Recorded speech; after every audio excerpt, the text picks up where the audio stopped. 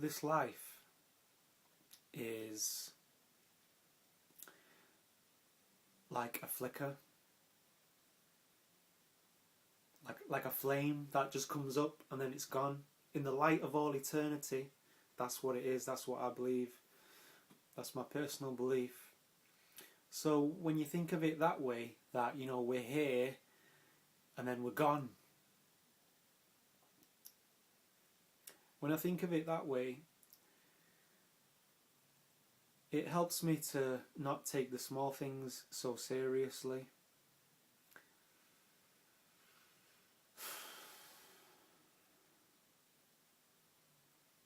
And just do the best that I can, be who I'm meant to be. And I can only do that to the best of my ability.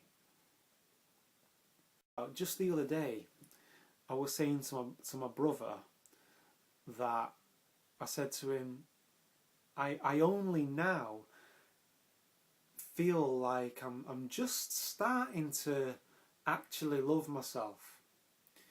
And he said, yeah, it's difficult. I guess maybe for some of us it may come easy to some of you guys, but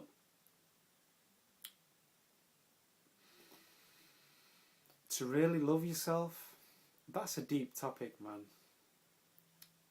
I dealt with abandonment issues.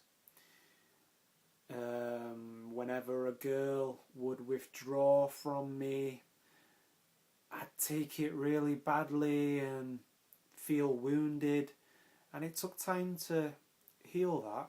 Right now, what my life seems to be now is being the person I want to be.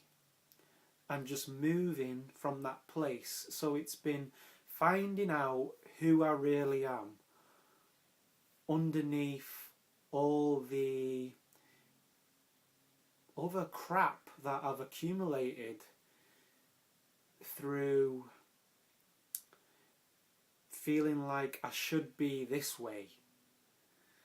And some of my goals in life have been very ego driven.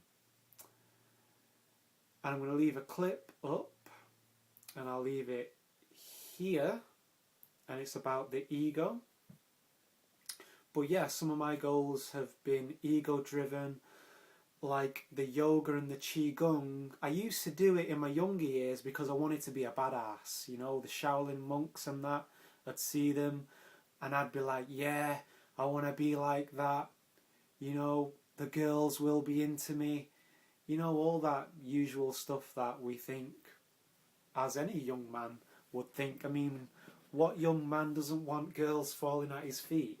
I don't know, some of you young men out there, I know you're very mature and you're into your spiritual work and stuff, but when I was a younger guy, I got led along by not thinking with this and thinking with something downstairs.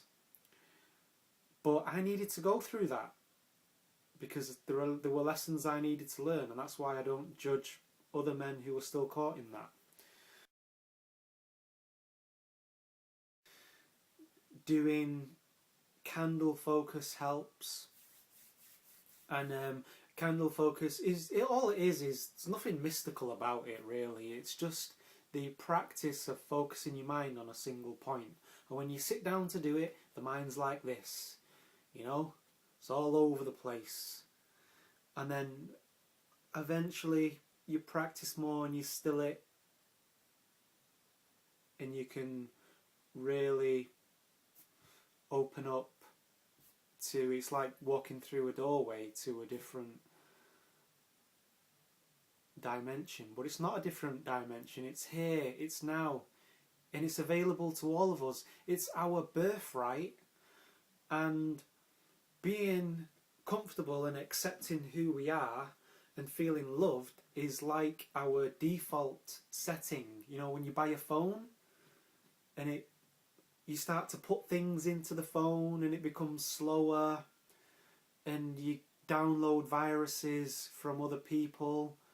I guess you could say, the TV and the education system, the national curriculum as it's called here in the UK. We pick up all this crap, and then we've got to, like, you wake up, start to become more aware when you're older in your adulthood, and you start to pick through all the rubbish to get to who and what you really are. Stopping feeling like we have to get to someplace else. And it's a paradox, really, because that's not to say that you don't set out to achieve a goal.